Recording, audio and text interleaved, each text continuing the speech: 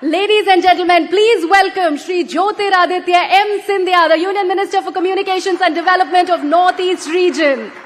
He will share his vision for a rising Bharat in conversation with Nalin Mehta on the theme Aspirations Uninterrupted, Connecting a Billion Dreams.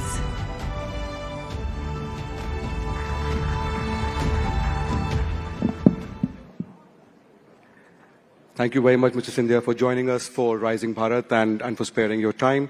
Let me start with a question that affects all of us with a mobile phone and a SIM card and WhatsApp. There is a guideline coming in force from tomorrow on SIM binding directions कि अगर आप WhatsApp को अपने computer पे खोल के देख रहे हैं तो और all of us using laptops, computers, phone तो उसमें कुछ घंटे के बाद वो बंद होगा and you have to do it again. So is that guideline, is there any chance of an extension on that and is Meta going to comply? So, first of all, Nalin, it's wonderful to be back at Rising Bharat and News 18. It's an event that is always calendarized now. It's almost as if this event has become an institution in itself. So I'd like to congratulate you and Network 18 in terms of putting together a very thought-provoking platform for the country, as well as globally, as India's rise is now being accepted across the globe. Let me first start by saying that telecom and mobile technology today is no longer a luxury. If you will, in many ways, it is almost like the blood coursing through our veins. It is the invisible digital highway on which not only communications run, but it becomes in many ways a carriageway on the basis of which commerce, communication, livelihoods, and economies across the world run. So very akin to what happened in the Industrial Revolution almost over a century ago, where you had the world powers building out railroads and highways. This is what I call in Hindi the adrishya adhosanrachana, the invisible highway, which enables a lot of content to go through it. Now, when that happens, then there are a lot of economic positive externalities, but there are also some negative externalities that accompany it. And it is our job at the Ministry of Communications to make sure that we have a firewall, if you will, in place that prevents negative externalities from taking advantage of this system. Whether it be cyber fraud, whether it be digital arrests, whether it be even beyond that, other nefarious activities, and I won't allude to it, you know what I'm talking about from a national security point of view. And therefore, SIM binding has become the need for the day. Because otherwise what happens is that when you first connect your phone to a lot of these OTT platforms, along with a mobile number, and then if you remove your SIM, those OTT platforms are still very active. But I can't trace who the identity of that person is who's conducting these activities. So if Nalin, for example, conducts those activities and he's removed his SIM from his phone, I cannot trace the identity of Nalin Mehta. And therefore, to be able to do that, SIM binding today becomes mandatory from a security point of view. Now, we've issued a regulation that stands, as I've mentioned in a few interviews before, and we do hope that all service providers come on board, because this today is my fiduciary responsibility to 140 crore Indians, which I cannot stray away from. So, Mr. Scindia, you've said that India followed the world on 4G, walked with the world on 5G, but will lead the world on 6G. What do you mean by that? And say with the tech stack, for example, how do we compare with other countries, especially with China, for example? So, India has, let me back up a little bit. When I graduated from Harvard and I came back to India as an investment banker many moons ago, the first transaction we looked at was in those days, early 90s, when licenses were given out for those 6 metros for mobile. And India in many ways has followed the world on mobile technology, whether it be GSM or then 2G or then 3G and even 4G. 5G was the first time when technology across the world was promulgated, and India actually had the fastest rollout of 5G in the world. We rolled out 5G across the length and breadth of India in 22 months.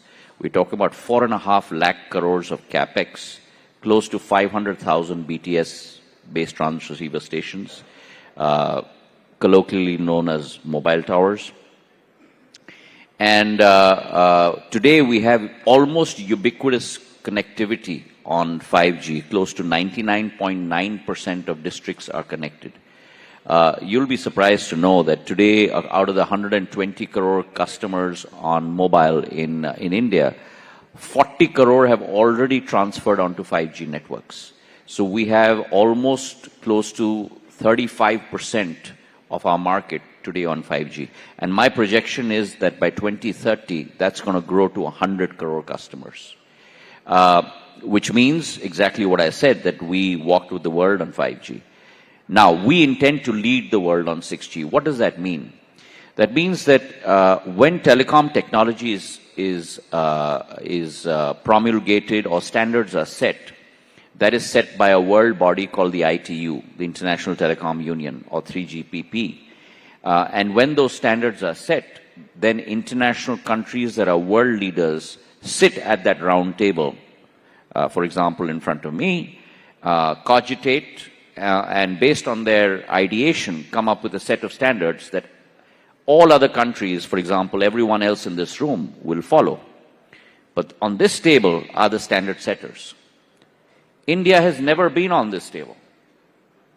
And it's for the first time with regard to 6G that the Prime Minister set the vision in 2023, and he set the goal that Bharat 6G Alliance, which is a group of companies, entrepreneurs, engineers and scientists from IITs across the country, telecom service providers, ISPs, telecom equipment manufacturers, the whole value chain is a part of the B6G Alliance. And we have grown from initially 15 members to over 100 members today.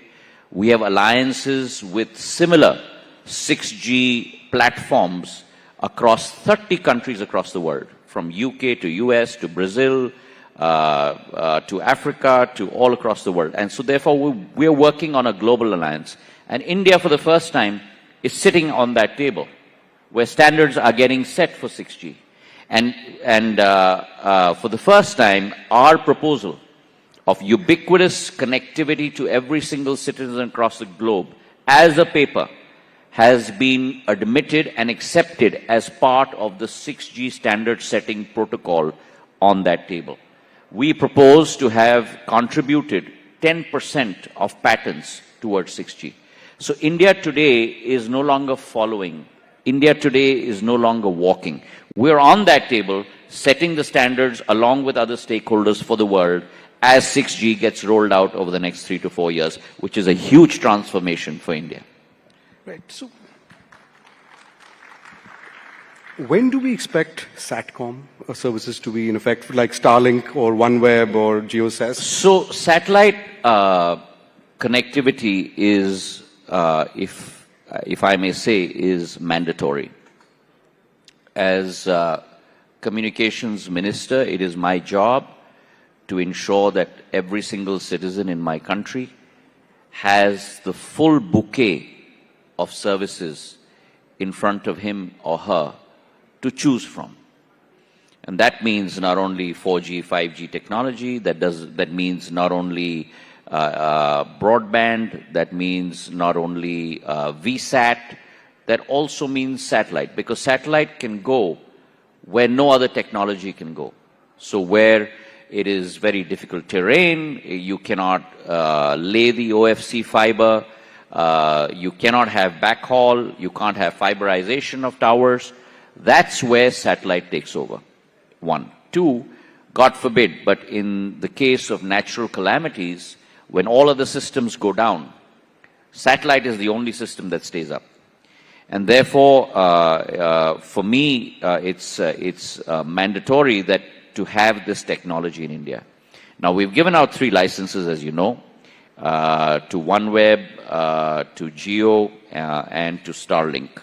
All 3 companies have also been given a normative spectrum assignment to be able to show compliance with regard to all the security protocols that are required. All 3 companies are working on that today. Now that is on their table. As far as government is concerned, because spectrum is going to be given by assignment and not by auction, we have to come up with a spectrum price. TRAI has just reverted with their recommendations. DOT will synthesize those recommendations and come out with their decision on it. And then we will announce the spectrum pricing. When both of these happen, one responsibility on the side of the satellite operators and one responsibility on our side, when both of them converge, operations will start very soon thereafter. One of your cabinet colleagues, Mr. Vaishnav, yesterday spoke about how media companies should get a fair share from big tech companies for content. There's a similar demand on fair share in a very different way from the telecom companies for fair share from companies like OTT platforms like Netflix and so on. What's your view on this, sir? So that's not something that's under my mandate or my ambit. This is something that has to be decided by MeitY. And I do not believe in either interfering or commenting on what is not my domain. In life, Nalin, I've been very clear. I'm very fixed in terms of what is my area of mandate and to be able to execute to the satisfaction of both my ecosystem constituents and the public of India to be able to get the best performance out of a system that's there. I do not believe in straying outside my domain. So on the telecom operators who are demanding a similar thing, right? That's something that MeitY has to decide on and not telecom. Right. So after the relief to Vodafone, there are demands from Bharti Airtel, for example, to seek parity. Are you considering any relief for them? And what is the status, sir, of the committee to review the dues for Vodafone? So we have, as you're aware, we have a 49% stake in Vodafone now. With the conversion of the AGR dues, which is close to about 38,000 crores. We have also followed the Supreme Court verdict and executed on that. And I think things look quite promising as far as Vodafone is concerned. But let me be very clear, we are an equity holder. Now, when you're an equity holder, that does not mean that you are in management. We are in management vis-a-vis BSNL, and I can speak to the strategy of BSNL and how we're changing things around and bringing that mothership around and making sure that she serves the people of India and she is a profitable enterprise. As far as Vodafone is concerned, we are a minority shareholder at 49%. We do not believe in increasing our stake beyond 49%. It is for the management of Vodafone now to be able to chart their course going forward. As far as other telcos are concerned, I've been very categorical on this. In the case of Vodafone, the decision was taken by the Supreme Court, and if there are other telcos that want to follow suit, they must follow the same route. Mr. Scindia, do you believe with the telecom industry, do you think it needs another round of tariff hikes for growth and investments? What's your sense? So as you're aware, telecom is a sector which is in forbearance. Tariffs are not announced by us. It is for the 4 telcos to determine their strategy in terms of pricing. As you're aware, this is a very inelastic market in terms of pricing. We have this is a country where high volume is the key to growth, and it's for them to be able to chart that path. Suffice to say that India has shown the world how you can permeate technology right down to the grassroots level. When you have 120 crore telecom subscribers, 1.2 billion telecom subscribers, when internet subscribers go from 250 million 12 years ago to a billion today, when broadband subscribers, which is greater than 2 GB, go from 60 million to a billion today, that kind of exponential growth, you're looking at a CAGR of over 30-40% per year, also results for the consumer in a very steep decline in prices. So 12 years ago, voice used to cost 50 paise a minute. I can convert that into cents. Today, voice costs 0.03 paise a minute. I can't even convert that into cents. So for all practical purposes, it's free. Data 12 years ago used to cost 287 rupees a GB, which is roughly $3.2. Today, 1 GB of data costs in India less than 8 rupees a GB, which is less than 10 cents. The world average is $2.49. So India is operating at 5% of world costs with a billion subscribers in place. Now, that's the secret recipe of India's success. And within that ambit, each company has to decide its strategy. So we just had the AI Impact Summit, which led to a huge amount of announcements, and Delhi was put at the center of the World AI Map. But we also had Congress stormtroopers attacking it, shirtless protests. What's your sense, as a former congressman, now in the BJP, what's your sense of how the Congress is approaching this right now? I think it's an unmitigated disaster. The Global AI Impact Summit was not a NDA program. It was not a BJP program. It was Bharat's program. And you had delegates from 160 countries in the world. You have 26 heads of state visiting India. Because everyone realizes that India is the next growth potential for the world. From a human resource angle, from an innovation angle, from a capability angle. And on that platform, if you're going to exhibit the vacuousness of your Desh Bhakti, then good luck to you. Because the people of India have rejected you multiple times. And even at Bharat Mandapam, which is where we are sitting, when that absurd exhibition took place, it is the people in that arena that took these protesters down. So what's your message? And I think that if you are so negative in your perception towards your own country, because of your pursuit, your naked pursuit of aggregation and aggrandizement of power, that thought process at the cost to the country is not going to be acceptable to any citizen across the length and breadth of India. So what would your message be to Rahul Gandhi? I have nothing to say to him. Well, and I don't think anyone in this audience has anything to say to him either. So Rahul Gandhi is talking about on the tariff deal, things about India being sold out, all of that. How would you respond to that? If you are so anti your own country in your mind, then I don't think this country has any place for you.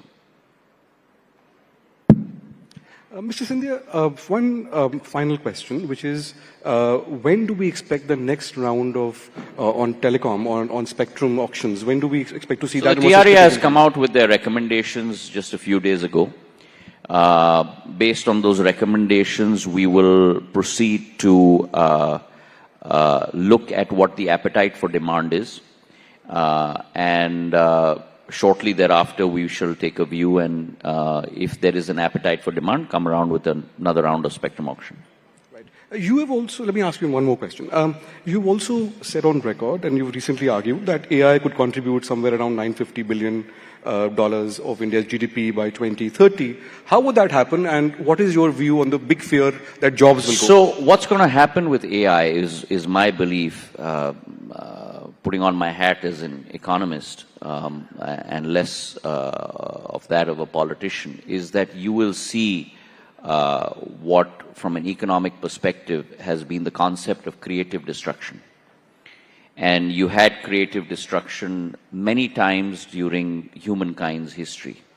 You had it when, post the Second World War, when technology assumed significance again. You had it in Y2K. You had it in COVID, when there was a huge suppression of time where digitization just pole vaulted. And AI is going to be another inflection point. And unlike what a lot of skeptics say, I think is going to create more opportunities than extinguish them. There is going to be a huge amount of intellectual opening up for creativity across multiple sectors, from manufacturing to services. And that's where I believe now India is poised to take the lead. The Prime Minister, with his AI mission, close to about 2 lakh crores, looking at setting up, and in my generation, and I'm sure you'd agree with me, Nalin, I never thought that we'd be setting up semiconductor fabs in India. And you've got a multiple amount of fabs that are being today set up in India. So what India is setting herself up for, and this is what Prime Minister saw 12, 15 years before this has happened, is that the next revolution is going to come from technology. And we have to move, i.e. India has to move from being a services nation to a product nation. And that's only going to happen when the whole value chain of that ecosystem is going to be set up in India. So all the way from chips and semiconductors to LLM models, to making sure you productize on the telecom equipment side, which is why we've got our own India 4G stack now with BSNL. So India is positioning herself for this new revolution that is already on the anvil. And I believe that that is what is going to move us to the forefront. And India is going to become what she was almost 2,000 years ago, where she contributed 25% of the world's GDP. As an Indian citizen today, I have great confidence that by 2047, we will be leading the world on the stage in terms of contribution to GDP, an economic giant, and not only that, I believe that we will be a philosophical giant in terms of creating Vasudeva Kutumbakam and that prosperity for all notion for countries across the world.